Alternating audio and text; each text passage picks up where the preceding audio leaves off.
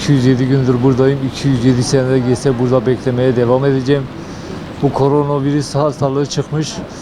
Biz burada yaşlılarımızı, kronik hastalığı olan arkadaşlarımızı eve gönderdik. Biz 127 aileyiz.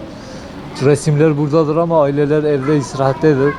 Biz bu çadırı bırakıp gitmeyeceğiz. Yani biz bu nöbeti devam ettireceğiz. Kimse bilmesin, demesin ki ya çadır boşalmış gitmişler, biz gitmeyeceğiz.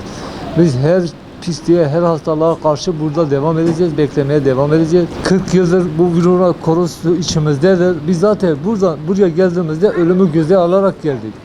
Biz HDP'de korsaydık, hastalıkta korsaydık buraya gelmezdik. Çünkü HDP bizim çocuklarımızı götürmüş. PKK dağla gelip çocuklarımızı götürmedi. Burada bir çocuğuma da bir çağrım var. Tuncay, eğer beni duyuyorsan, görüyorsan oğlum, kaç nerede polis, asker bunu görürsen kaç teslim ol. Gel, burada ceza yok, işkence yok, bir şey yok. Seni aldığın gibi bize verecek ve biz evimize gideceğiz. Seni burada bekliyorum. Bak 207 gündür burada bekliyorum, mücadeleni veriyorum. 207 senede geçse burada mücadeleni vereceğim. İmkan yok, gitmeyeceğim yani. Sen gelmeden ben burada kalkıp gitmeyeceğim.